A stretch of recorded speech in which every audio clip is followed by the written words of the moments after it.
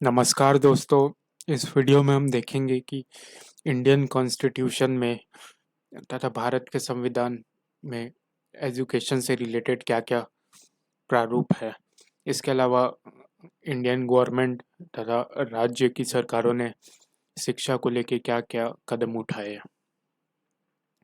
तो Indian constitution के part 4 में आर्टिकल 45 और आर्टिकल 39F जो कि DPSP directive principle of Indian policy के आर्टिकल्स है, वो कहते हैं कि जो एजुकेशन होनी चाहिए वो स्टेट के द्वारा उस पे खर्च होना चाहिए, स्टेट फंडेड होना चाहिए तथा वो एक्सेसिबल होना चाहिए। हर हर किसी तबके के स्टूडेंट्स, हर छात्र के लिए वो उपलब्ध होनी चाहिए। फिर अ, जब आज़ाद हुआ भारत तब एजुकेशन भारत के स्टेट लिस्ट में हुआ करती थी, लेकिन 42nd अमेंडमेंट एक्ट 1976 ने इसे कॉन्करेंट लिस्ट में ले आया। तो अब ये राज्य और केंद्र दोनों इस पे अपने पॉलिसीज इम्प्लीमेंट कर सकते हैं तथा ये एक तरीके से अब दोनों की जिम्मेदारी है। तो सेंट्रल गवर्नमेंट के द्वारा जो पॉलिसीज होती है वो उनका एक बहुत ही ब्रॉड डायरेक्शन होता है। वो पूरे देश को लेके पूरे देश के हर एक राज्य, हर एक वहाँ की अलग अलग राज्यों के अलग अलग भाषाओं को ध्यान में रख के बनाई होती है तथा वहाँ के भौगोलिक स्थिति, वहाँ के इतिहास को देख के डिज़ाइन की जाती है ताकि अ, एक इक्वल एजुकेशन हो।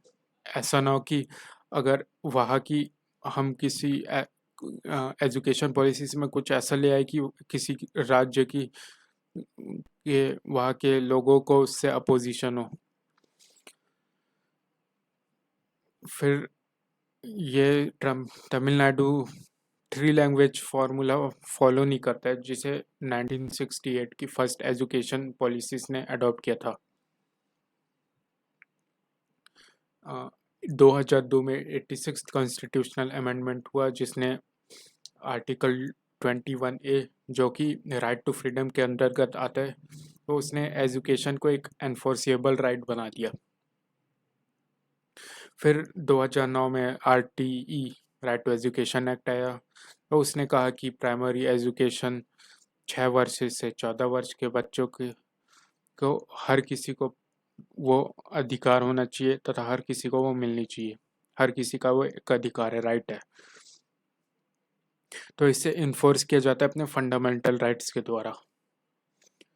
फिर इसके अलावा जो सोशली फाइनेंशियली बैकवर्ड लोग हैं या फिर जिनकी परिस्थिति उतनी नहीं है कि वे अफोर्ड कर सके एजुकेशन, तो ऐसे प्रावधान है कि 25% रिजर्वेशन होना चाहिए इन लोगों के लिए जो डिसएडवांटेज्ड है, जिन्हें ये सुविधाएं उपलब्ध नहीं हो सकती।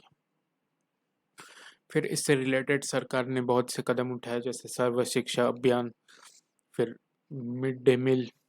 तो सर्व शिक्षा अभियान और मिड डे मील इन्होंने पिछले 2 दशकों में बहुत ही अच्छे काम किए जिसके कारण स्कूल में एनरोलमेंट बढ़े। फिर नवोदय विद्यालय चलाए जाते हैं, केंद्रीय विद्यालय चलाए जाते हैं। आज की डेट में इंफॉर्मेशन टेक्नोलॉजी का उपयोग बढ़ते जा रहा है तथा जो सेंट्रल और स्टेट गवर्नमेंट्स के जो बोर्ड होते हैं NCERT SCERT, ये अपने एजुकेशन में information technology, online learning, distance learning के उपयोग को बढ़ाते जा रही है। तो इसकी शुरुआत 1986 में के नेशनल एजुकेशन पॉलिसी जो सेकंड पॉलिसी बनी, उसने IT एजुकेशन की शुरुआत की देश में, उसने इसकी नींव रखी।